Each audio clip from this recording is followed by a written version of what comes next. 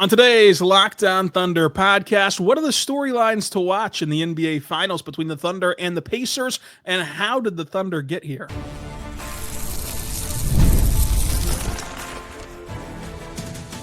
You are Locked On Thunder, your daily Oklahoma City Thunder podcast, part of the Locked On Podcast Network, your team every day.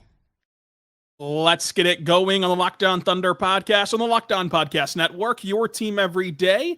I am your host, media member and beat writer for Thunder on SI, Rylan Stiles. Follow me on Twitter at Rylan_Stiles. Follow the show on Twitter at LOThunderPod. Email the show, LOThunderPod@gmail.com. On today's show, we're joined by Joey Pods, Joe Mussatto, the columnist of the Oklahoman, former beat writer for the Thunder at the Oklahoman. Joe, it's the NBA Finals. We're talking storylines. We're talking predictions. We're talking how the Thunder got here. When it was official at Game 5 of the Western Conference Finals that the Thunder would be at this spot, what did you think about? What did you reflect about whenever the Thunder officially made it back to the NBA Finals for the first time since 2012? I personally thought about my first couple of years on the Thunder beat. I started covering the Thunder in the 2019-2020 season. Obviously, super fun team, made the playoffs, interrupted by COVID, bubble. And then after that, the rebuild really began in earnest. And, that first year without fans was no fun for anybody. And then they win 20-something games the next year. And then ever since then, it's just been this, I was about to say slow build, but it has been a rapid rise to get to this point, from making the play-in a couple years ago to the playoffs last year, and now in the NBA Finals. It's just kind of crazy to wrap my head around it, to be honest, Rylan. It's tough, from covering daily pods and articles about Josh Hall to now talking NBA Your Finals. guy, Josh My Hall. guy, Josh Hall. I love Josh Hall, Jalen Horde. Those guys were fun and interesting to cover at the time, but now we're here. I had a similar reflection point of just taking over this show in May 2020, whenever there was literally no basketball, to the Pokus of the world and the rebuild, and then they're here in the blink of an eye, and a reflection point of just how everything that they set out to do, they did, from the way that this team plays basketball to the kind of identity that they've stuck to on and off the court. It's pretty impressive. I mean, you have Mark Daigneault as the head coach, and whenever he was hired, people assume that he was kind of a lame duck hire, but us being closer to the situation knew that it's not really how the Thunder operate. They got the coaching decision right. They got the players that they've brought in right, and now they're here with a really window of opportunity to have sustained success at this level for quite some time. And this is also the best chance for the Thunder to ever win a championship. And it's not saying much because they've only had 2 chances in the finals, but the Pacers are a really good team and they're capable of winning this series, but they're not the desperate Miami Heat team that had LeBron and D Wade and Chris Bosh, those Heatles that couldn't afford to lose 2 straight NBA finals. So Joe, when you look at this series, obviously the Thunder are the heavy favorites. They're still young, and it would still be pretty improbable that, led by a number 2 and number 3 option who are at the below 25 years old, to win a title would still be really impressive.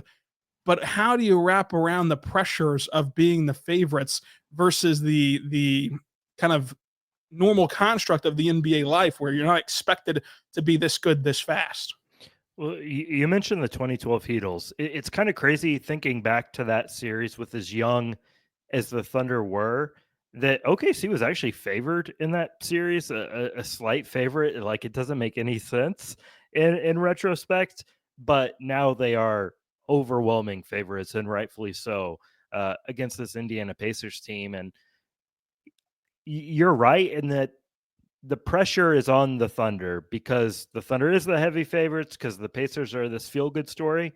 But the Thunder is also this feel-good story, a team that made it to the NBA Finals far sooner than anyone with any amount of reason in their brain could have predicted.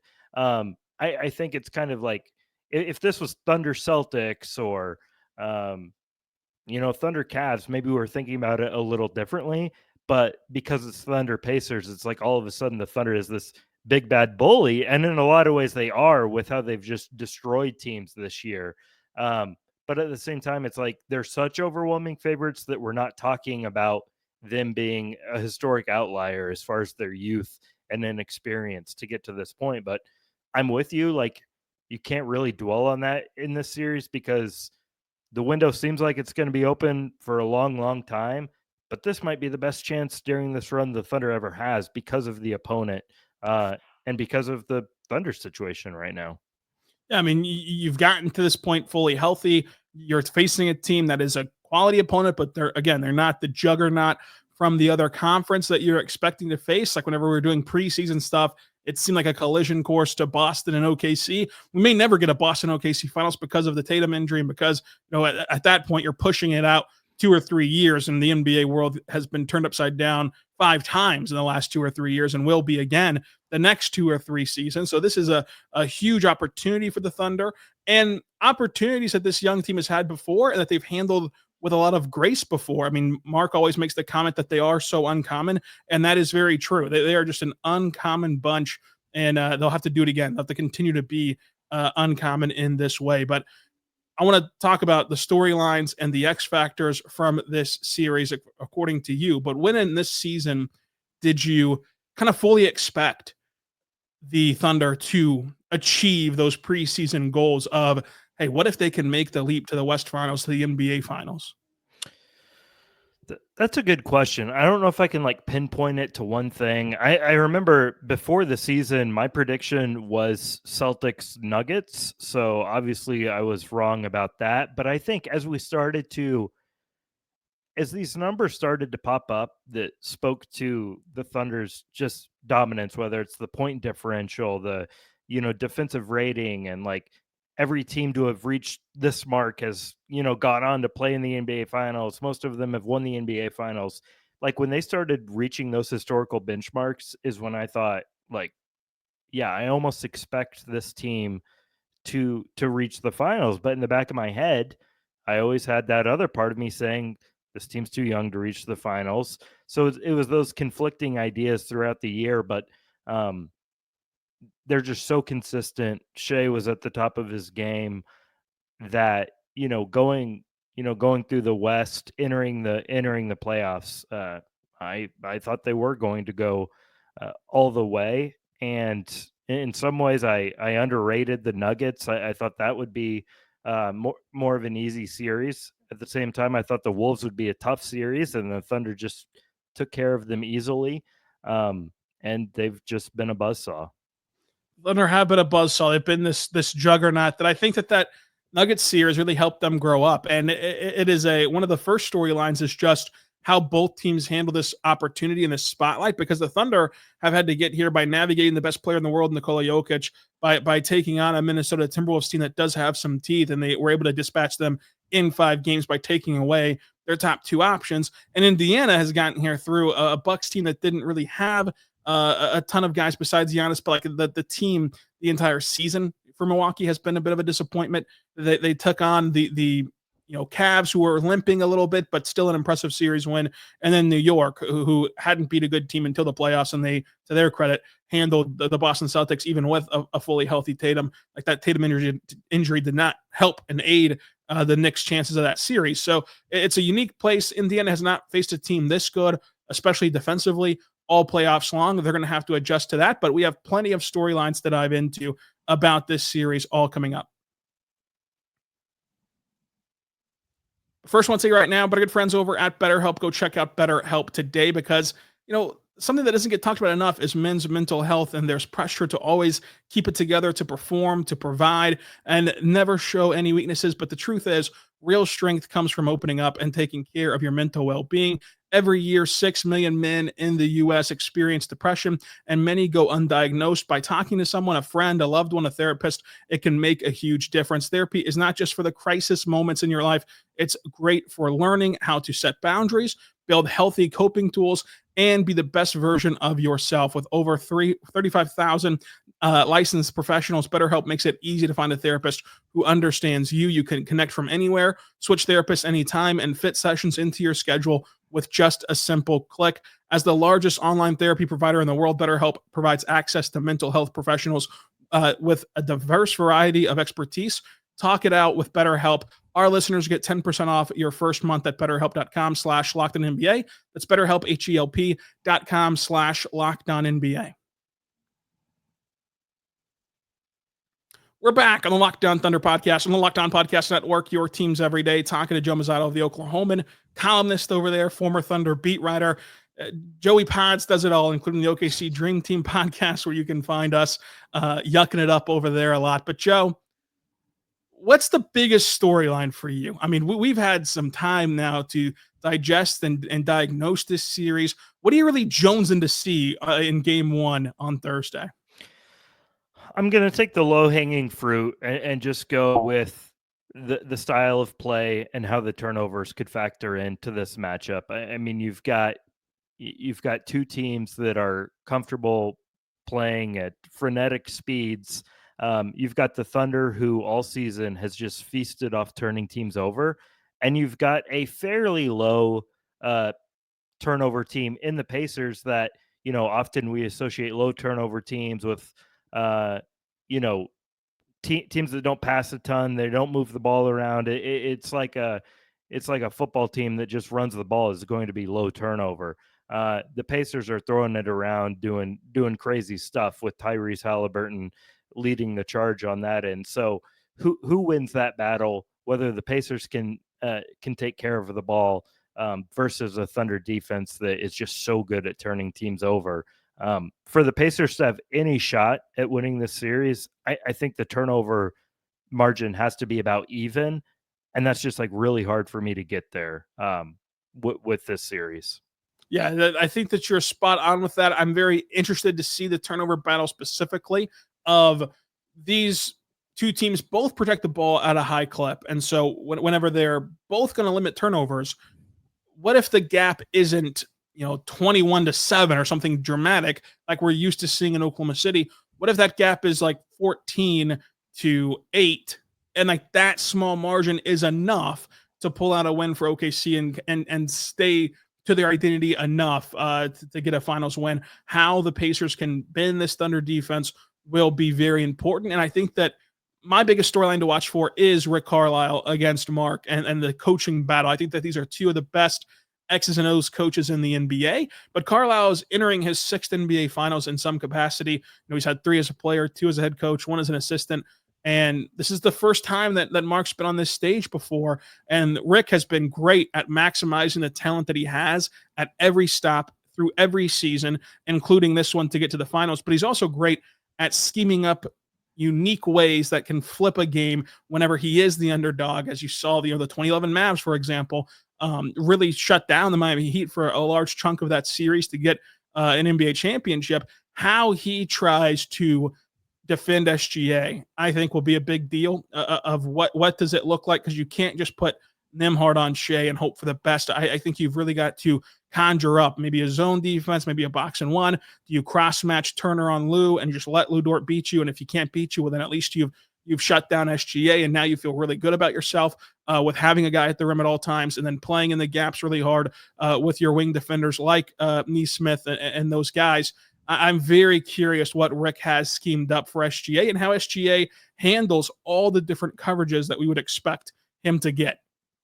Are you thinking, obviously they're going to throw a crowd at SGA. It's not going to be some one-on-one defensive battle, but are you expecting Nembhard to be that primary guy over Nesmith on Shai?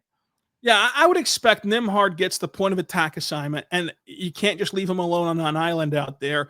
You're going to have to align your defense to where hopefully Haliburton's in the corner, and then on the wings you have Nembhard to help. You hopefully have Siakam roaming up to help, and then like we said, cross-matching Turner to keep him at the rim as a backline defender for Shai. That's how I would expect it to happen.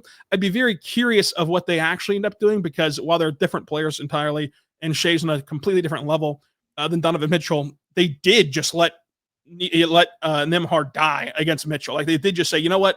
If you get us any stops, that's great. If you get us no stops, well, we're not going to let the other guys beat us with Cleveland. We're going to just have a Mitchell 40-point night, and it's not going to result in the win. And so he can have all the stats that he wants to. I don't think that you can defend Shai that way. I don't think you can just let him get whatever he wants. But in the 2 regular season games against Indiana, he did average 39 points on great efficiency against the Pacers.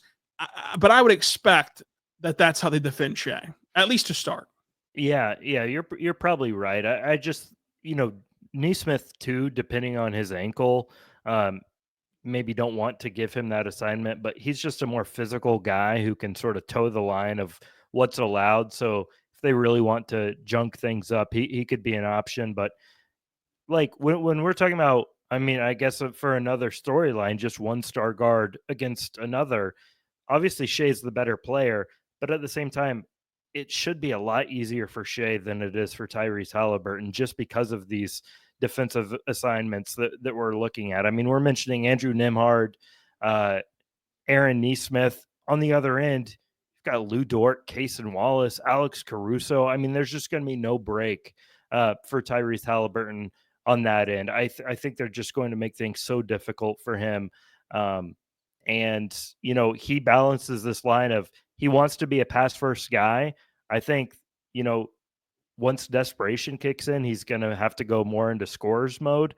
And I just don't feel like Shai's going to get rushed like Haliburton is going to in the series. Yeah, how Haliburton can bend the Thunder's defense will be huge because there's an element of like he's never faced the ball pressure that the Thunder will be able to put on him with all of their point of attack defenders. He's never played in the crowds that him and Siakam will have to play with, against this Thunder's team defense. But that team defense has left itself susceptible to open corner threes, and I really trust Indiana to knock those threes down. Yeah. They've done it all playoffs. They've been just red hot from 3 in the postseason. And I do trust Haliburton as a passer to make the right read out of that.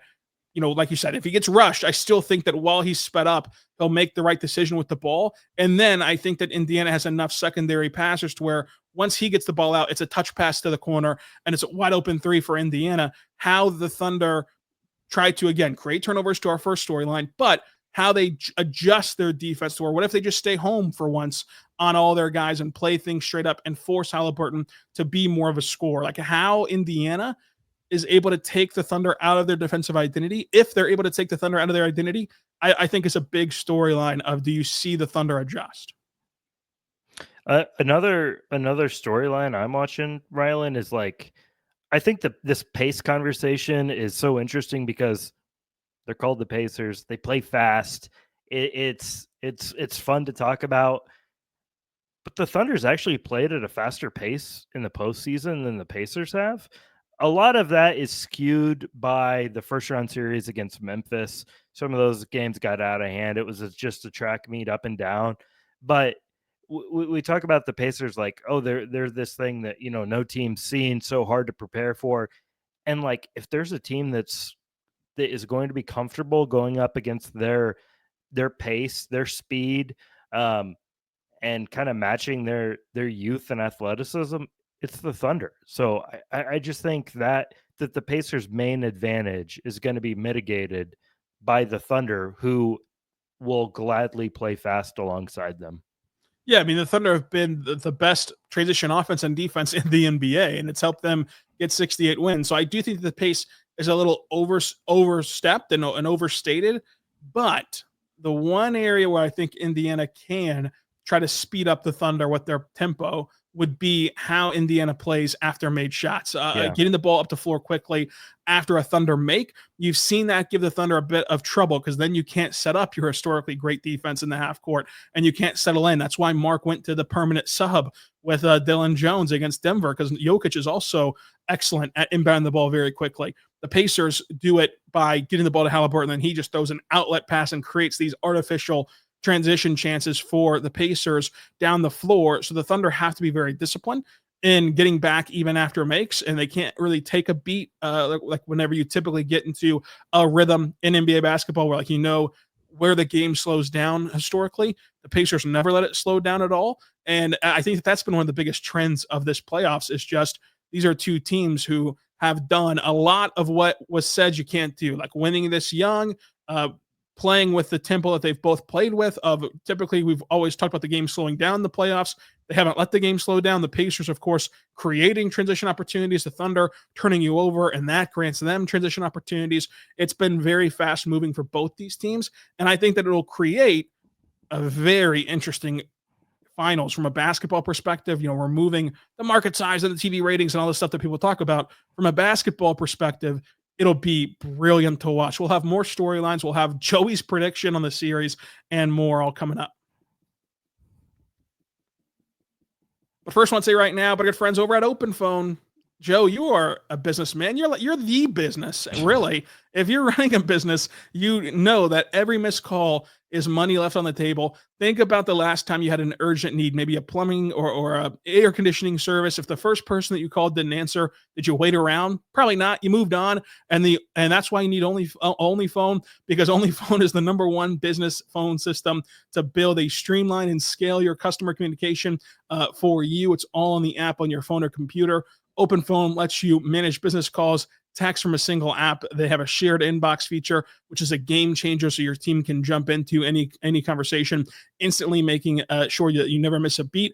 And they have an AI agent that handles all of your after-hour calls, answers common questions, and captures leads, so you never miss a customer. Open Phone is offering my listeners 20% off your first 6 months at openphone.com/LockedInNBA. That's openphone.com/LockedInNBA. And if your existing number is there with another service, Open Phone can port that over with no additional charge. Go check it out today for Open Phone. No missed calls, no missed customers. We're back on the Locked On Thunder podcast on the Locked On Podcast Network, your teams every day, talking to Joe Mussatto, the columnist at the Oklahoman, OKC Dream Team. Just to do it all, Joe. A Joe of all traits, if you will. Joe, now that stickball's over for you, you can focus on the NBA Finals. And I do want to dive into the storylines of this series just a bit more. I think that this series will serve as an introduction to NBA casuals. This is the first time since 2007 where neither NBA Finals participant was showcased on the largest day of the NBA calendar, which is Christmas Day. And these two teams are here in the finals. And obviously the Thunder's reason for this needs no introduction, no kind of explanation, but the Pacers will be around for a long time as well. Like, the Eastern Conference is so wide open. The Pacers are so good. Both these teams have a lot of the same pieces coming back for them next year. The Thunder have their entire roster under contract next year if they so choose to just literally run it back 1 through 18 if they want to.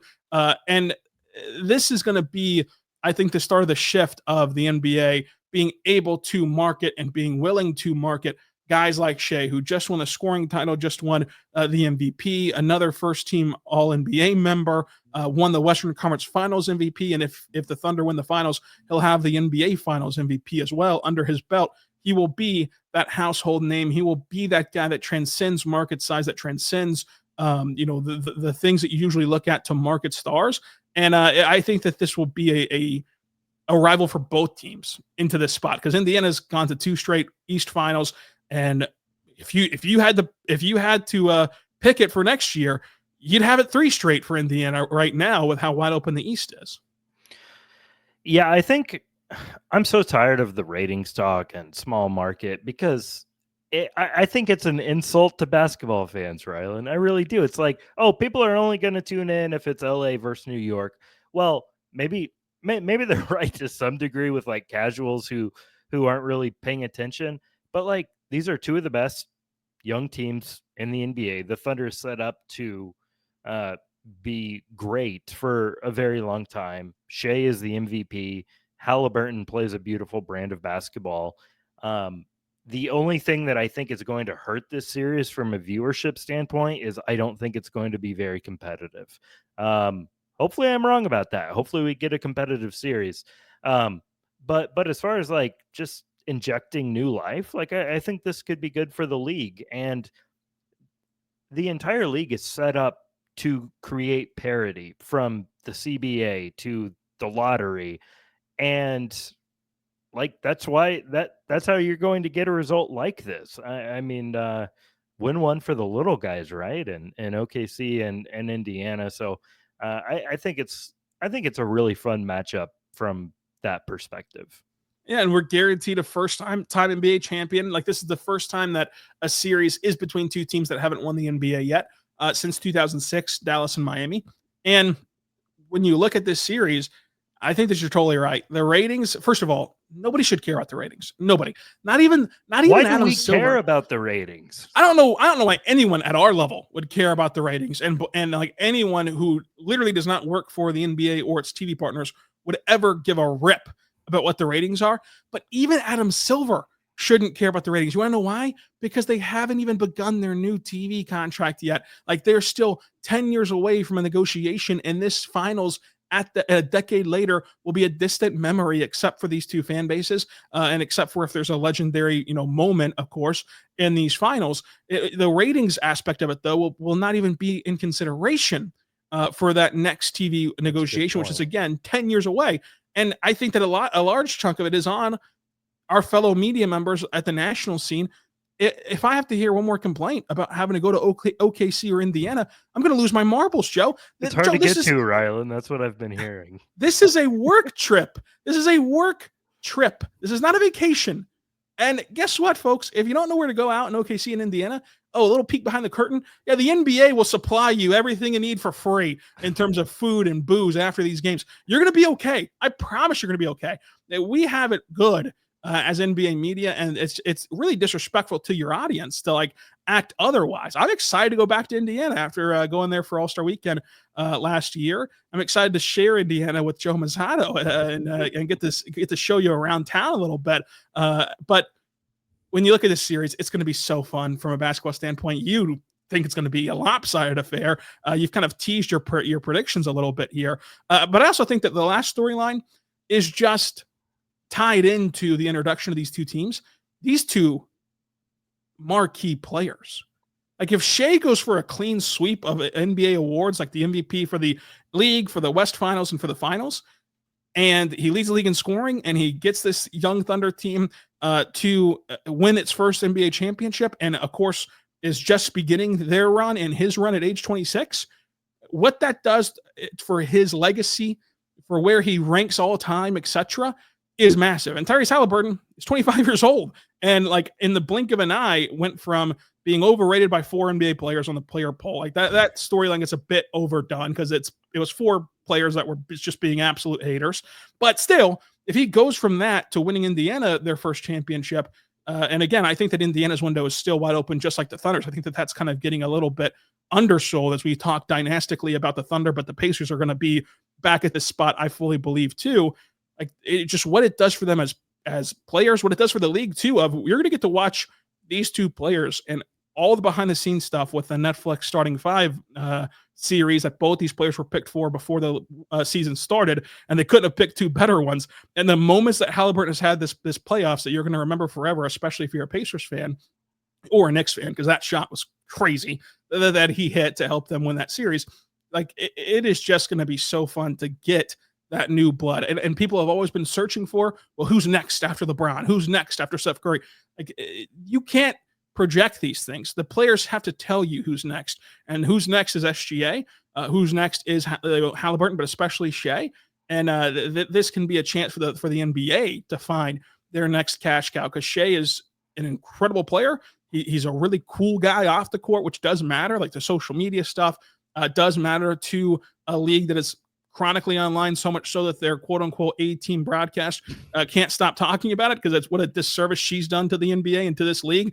But, Joe, it's time now. Wait, can I stop you? Go ahead. We talk about tanking ratings. I'm going to tank the ratings of this podcast for a little bit.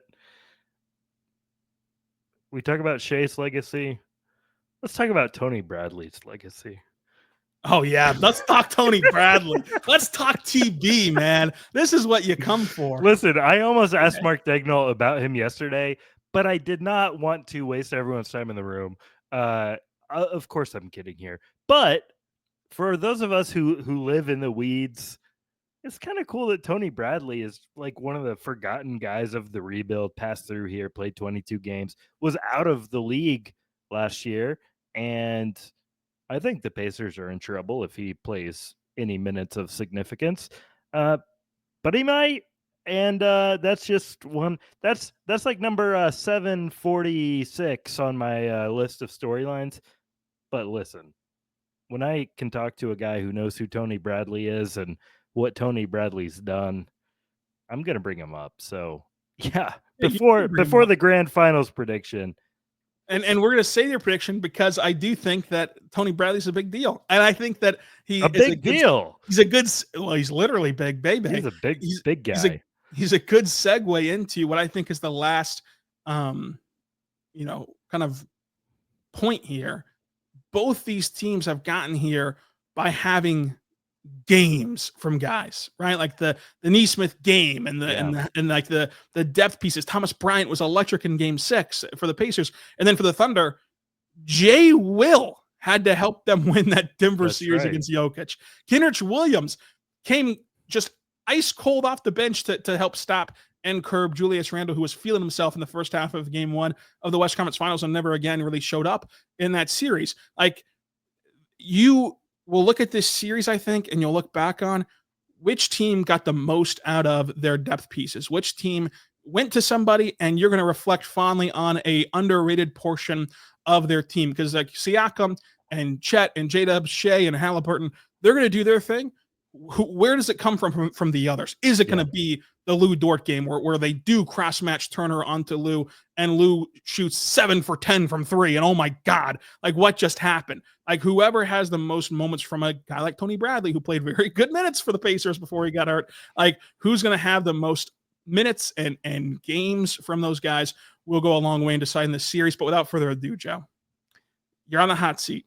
Your finals prediction. Let's see if you're the first one to have a different prediction for this series. Thunder in 5. Oh, you're not the first one. That has been the only prediction. It's the most common prediction. And listen, sometimes I like to zag. I just don't. I can't be convinced of a compelling case for the Pacers. That's no disrespect to the Pacers, to the fine people of Indiana. 49 states basketball, Indiana, whatever the saying is, that's really cool. But the Thunder is just that part seemed a bit dismissive. The Thunder is the far better team. They've got the better star player. They've got more depth. Their defense is better than any unit is for as good as the Pacers offense is, the Thunder's defense is better. I just think this is going to be a pretty non-competitive series. I'll give the Pacers a game.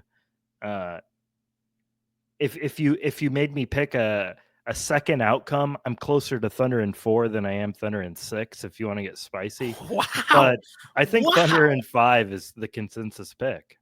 It is the consensus pick. I have not made my prediction yet. And I almost want to share that with you right now and kind of let you are you going to have the maiden voyage of my prediction. Let you have my wouldn't be the first time. Baby. Joe, I'm gonna make my prediction today. This is a surprise to even myself. I did not plan to reveal my prediction yet. But I'm gonna do it with Joey Pods, because Joey Pods just brings something out of you every time.